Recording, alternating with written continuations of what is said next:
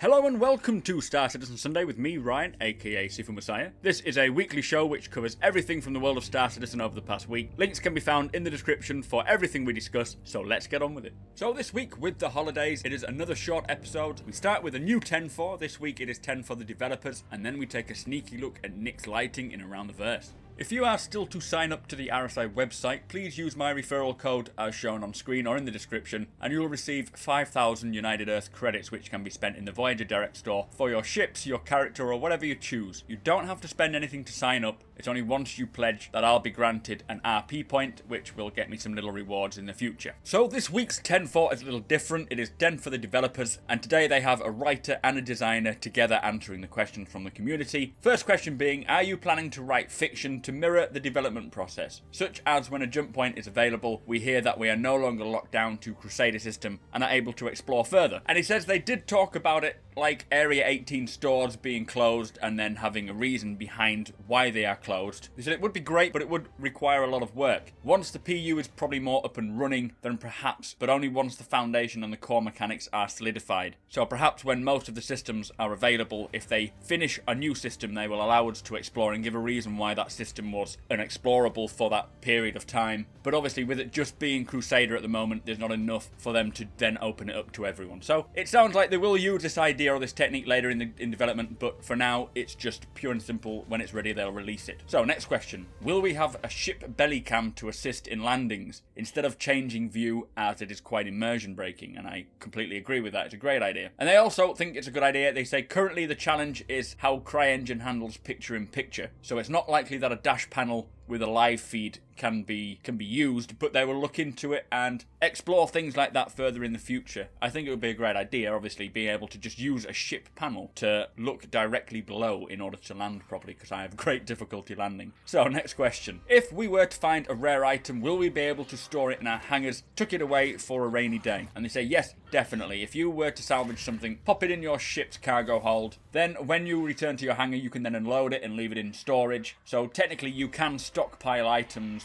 like guns, and they will be physicalized to a point. But if you were, for example, to have 1,000 guns, it would more be represented by crates rather than an actual 1,000 different sort of bearing repeaters. So you will be able to stockpile things in your hangar and leave them there if you want to use them later, or if you would just like to get up enough stock to do a cargo run, and they will be represented somehow in your hangar, but they are still to determine this. So moving on, will there be any chance to get a 4th starter ship like the Dragonfly, which is the sort of motorcycle style ship? And they say it's actually got a lot of backing behind it. A lot of people really like that design, and it's likely that down the road it will become available, but they have a lot of ships at the moment to get sorted, as we know. Also, there's a lot of design things that need to be fleshed out regarding open-air pilots, rather than having a cockpit like we have in every ship so far. They did say, though, that starter ships will in general be explored down the road, so the timescale for Star Citizen is supposed to be a 10-year project, hopefully longer, so more ships will be available. Probably they will release newer versions every year, so you'll have the 2945 Aurora, then the 2948 Aurora a few years down the line. They will be bringing different ships, and so there's a good chance we will see the Dragonfly, so if you wanted that ship,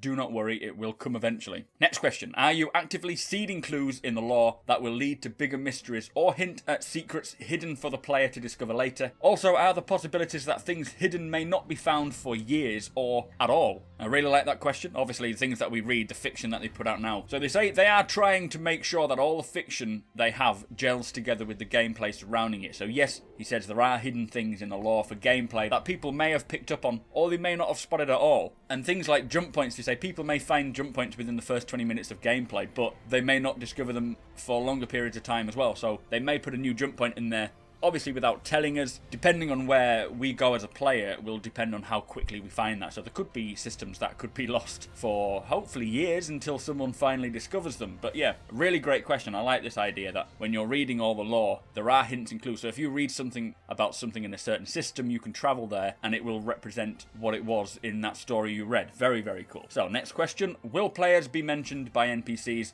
by name in recognition of their acts in the universe? And they said it's a bit of a tough one. They say it's a really, really complicated tech thing to accomplish, and they would need tons of recordings of so many different variables, and people's names will inevitably be left out. They did point to Fallout 4 and how they did it so well to capture so many names, but it's more likely that it will be down to players' actions. So people may act differently around you, and if you, for example, killed Dread Pirates Roberts, then an NPC may say to another NPC, that's the person who killed Dread Pirate Roberts, rather than calling you out by name. So they will work out a way for your rep to be represented by NPCs, but it's not likely that it will be your name specifically, because people will come up with some crazy names out there. Moving on. Will orgs be able to own ships as an org ship rather than an individual ship? And they say they are definitely looking into more features in how organizations will work. Exact details are still being sorted out, but they may have some sort of pool for everyone to chip in and then buy an address, for example, if you were wanting an address, so that everyone in the organization can chip so much in and contribute towards it. You will have the ability to share out ships. That is something they would like to incorporate, but as far as an org-owned ship, they are still working on things and will let us know when they find out. So second to last question, will alien technology sometimes be more advanced than UEE technology? Maybe the Banu have more efficient jump drives. Also, will the alien tech be usable on a UEE ship or a human ship at the same level of efficiency? Now, they say they have always established that the aliens are around the same level as the humans are when it comes to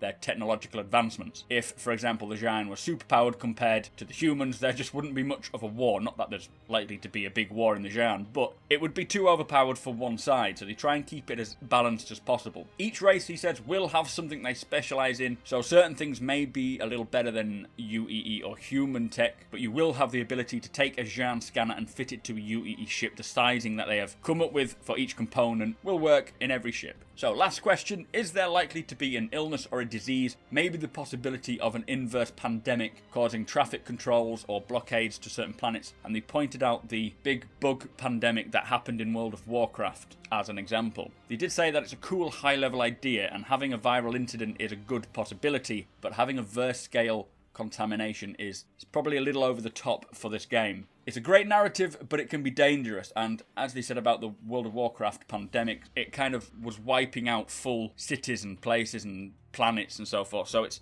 probably a bit too large scale for something like that. They don't want to have to kill everything in order to wipe the disease. Maybe they say on board an Endeavour a virus will get out and will be controlled to that ship rather than the verse-wide, but entities won't have to die to get things back to normal. Also, there is a possibility of quarantines. These will likely be scripted rather than just an actual viral outbreak where they just allow it to go on and on. So it will be more contained, controlled, with a good level of gameplay to it. Anyway, that was the 10 for the developers episode 1. Tell me your thoughts, some great questions. Let's get on with Around the Verse. So this week's Around the Verse, episode 2.12, was another short episode with just Ben on his own. Started off with an interview with David Swarford, who is the Public Relations Director. Now, he is someone who stays in touch with all the media outlets, pitching new stories for them to run, and also arranging interviews and which game assets for them. He actually started working with Chris back with Origin in 1994, so he's got a lot of history with Chris there. Do check out his interview if you are interested. From there, we had a behind the scenes with Emre Switzer, who is the lighting artist, and it is incredible how important lighting is in a game such as Star Citizen or in games in general. Now, they showed us the Nyx lighting, so we got some little sneak peeks of the Nyx. He showed off the different scene lighting layers so you can see how it is built up. Also with the lighting overlap, which each cone shows where the light comes from. We'll see that in a second. They don't want much overlapping lights because it would need more passes on the GPU, which would make it more difficult to run. After he showed us those little bits, he did a little lighting only fly through of the interior, and then we switched to an exterior shot which looks incredible. Now the sun is actually providing